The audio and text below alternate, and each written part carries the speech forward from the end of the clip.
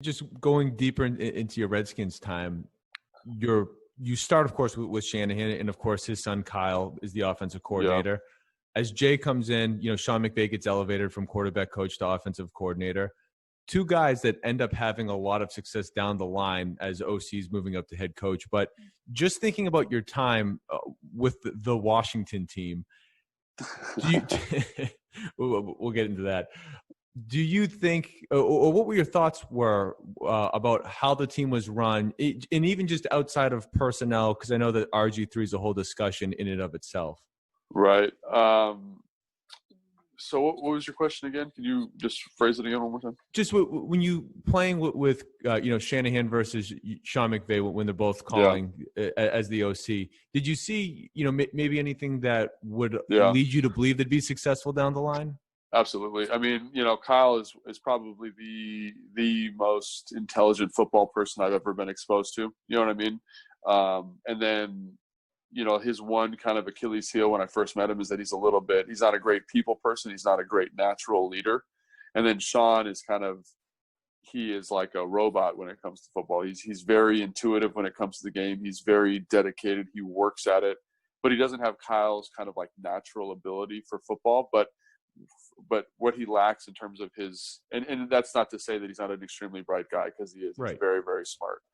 He just is not like one of the best of all. You know what I mean? He just isn't. It's a little different. But what he makes up for in his lack of, in that way with Kyle, is his leadership. He's an outstanding leader. He relates really well to people, and you could see that from day one. Like Sean, one of the things that made him so special is he'd go into any room. Like, he'd be down with the cafeteria staff. He'd know everybody's name. He'd know the cleaning guy's name. He'd know the training guys, the training room, everyone in the training room's name, and every support staff, the person in HR, the person in accounting. And that was something that I thought, that is a guy that it's important to him to be a leader of people. And one of the most important things, in my opinion, is being able to relate to people and show them they're important. And he was excellent at that, like really spectacular. So immediately you could tell that both those guys were destined for great things. It was interesting. Like when I was my third year, because Kyle got fired after my third year, but I had a conversation with Kyle and said, "Are you going to be a head coach? Is that your goal next year or 2 years from now?" And he was like, "I'm going to wait a little bit because I don't think I'm ready yet. My development's not there yet." And I thought that was so insightful of him to be able to characterize himself that way. And now you look at his time in San Francisco, and obviously he found the right time and the right situation for that. Yeah, a stock that's clearly only going up. Yeah, both of them, yeah.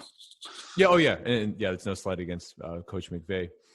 But I have to ask because, I have family in the D.C. area. I was certainly very happy to see, RG3 go to the Redskins.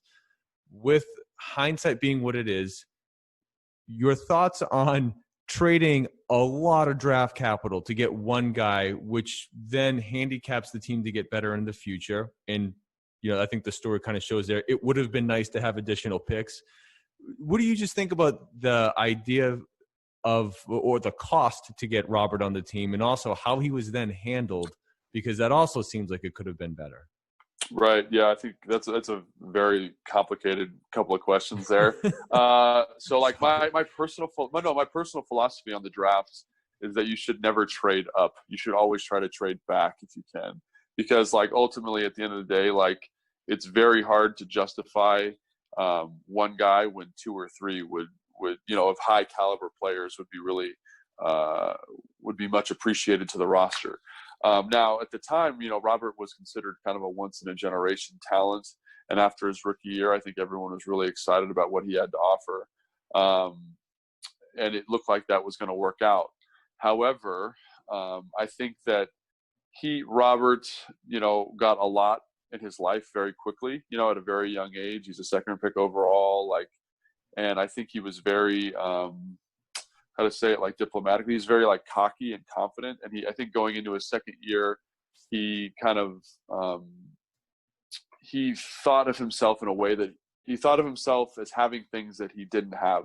He thought of himself as being a pocket passer, and he wanted to make that transition, and he wasn't ready yet for it. There's a kind of a classic story that's been circulating around that he went into Mike Shanahan and wrote like unacceptable on the board. and Mike and the defensive coordinator and Kyle were in there, and the owner's in there, and he had a cut up of plays that basically were like, these plays are unacceptable for me to be running, and they were all kind of, different quarterback runs. And so in Kyle's mind, because Robert had the support of the owner, we stopped calling all these kind of quarterback RPO type runs that really, if you look at that film of 2012, like, simplified defenses dramatically. Like, we just knew what defenses were going to run because of Robert's ability with his legs. They just didn't have an ability to account for him. You know what I mean? In a way, so you'd get cover 3, you'd get an 8-man box, maybe even a 9-man box, and no single high safety. And I don't care who you are, you can throw against that, And then as defenses got more complicated and they realized like how to handle his limited running package, and they knew that he wasn't going to run as much anymore, it just became really hard for everyone else on the offense, and it became really hard for Robert. And I don't think I appreciated 2012 in terms of the simplicity until I got 2013, where you're getting crazy complicated blitz packages, you're getting crazy complicated run stunts, you're getting all of these really nuanced responses to NFL responses to our offense, and I think that like a little bit of that was Robert kind of thinking he was ahead of the curve a little bit. And it would have been nice if he could have said, hey, I'm going to trust Kyle, I'm going to trust Mike. They've been around for a long time, but you can't fault the guy. Like, the world was at his fingertips, and Dan Snyder really empowered him to do that. And I think that's the result you get. You're right. That was a lot to ask you in one. But, just one last piece of the Redskins, and I keep doing it, calling them the Redskins. So, all right, I know that obviously I'm having a tough time adjusting to the lack of a name there. With everything that's happened the last few weeks, I mean, did you have any strong feelings about the Washington team name or anything related to the culture that's also been aired out?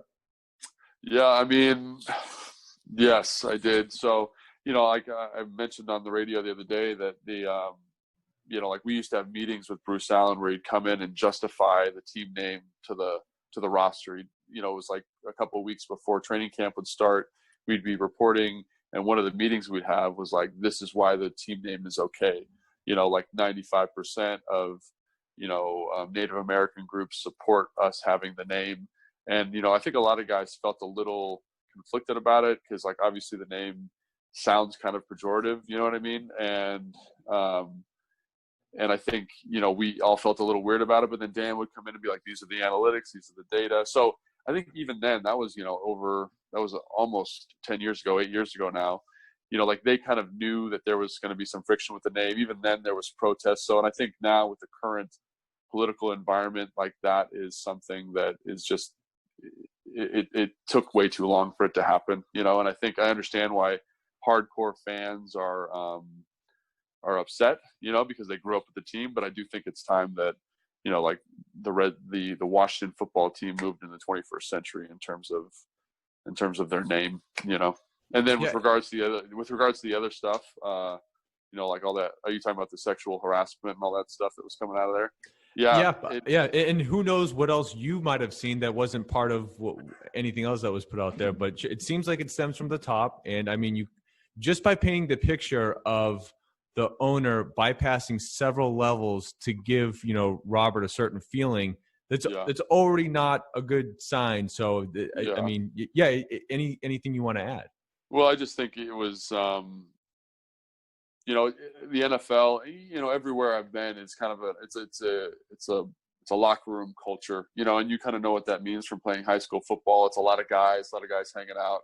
And I felt like the Washington football team, the culture there was exceptionally kind of like hyper masculine and locker roomy because the age of the team, like it was the oldest team in the NFL when I first arrived there. So you got all these guys who are like in their late 30s playing football. And then all the staff there that hadn't been brought in by Mike had been there for, about 20 years. So they kind of lived in a time and were coming from a time where it was very kind of like Mad Men, to give an example, very kind of patriarchal in terms of how things were run. And I think a lot of that kind of was never checked because of some of the leadership decisions. And I think this is kind of the result of some of that. Yeah, I think that that's probably a very fair analysis of it. What seems to not be talked about is the massive branding opportunity that Washington now has to. Yeah. They can find a way to take the first 80 years, 100 years of their existence and find a way to always hold that in high regard and let the old time fans respect it and revere it, while turning the page and make billions of dollars rebranding in a way that everyone will be happy that they finally bit the bullet. It just seems like there's a huge chance for them to come out on top of this, but I don't know if anyone has any faith that they'll actually do it the right way. Yeah, I think that's a really good point. Like, do you trust the leadership to make a good decision? Like, I've been hearing some of the names being thrown around, and they're all very kind of cookie cutter, vanilla. Like, make it mean something. Make it important. Like you said, make it kind of put your stamp on this opportunity. And I just feel like, from what I've heard in the direction they're going with the name, it's just not. It's not going to happen. You know what I mean? But I think that's me being in the area for about 10 years now. Like, you don't have a lot of faith in the ownership for the Washington football team. So. Yeah, but you only feel that way because past experiences told you to feel that way, and that's why there's a lot of people there with you. Myself, as a very far outsider, included in that. Yeah, absolutely. Just moving past this a little bit before we get to the second half of your career, you have good years at playing in Washington. It happened to come though while the team was going through tougher times. Particularly as the second half of 2013 really went south. How do you deal with, like, I'm finally breaking through as a player. I was a long shot, and year after year, I keep beating the odds to make it. Now I'm finally getting touchdowns, getting 300-yard seasons. Yeah. But it's coming while the team itself is really suffering. How did you sort of balance the two different levels of success? Well, I think this is going to sound maybe a little crass, but in the NFL, like, the team doesn't really care about you that much. Like, they care about the team, and they care about revenue, and they care about wins, right? And like, their level of loyalty to the player is not very high.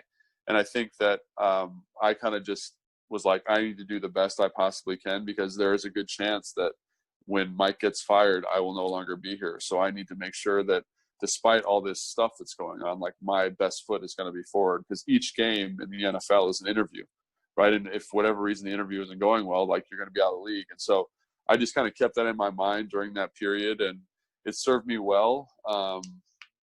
But like that was all I could do. Like, it was just kind of ignore the team, ignore the noise, and just focus on the task, and just try to put my best foot forward.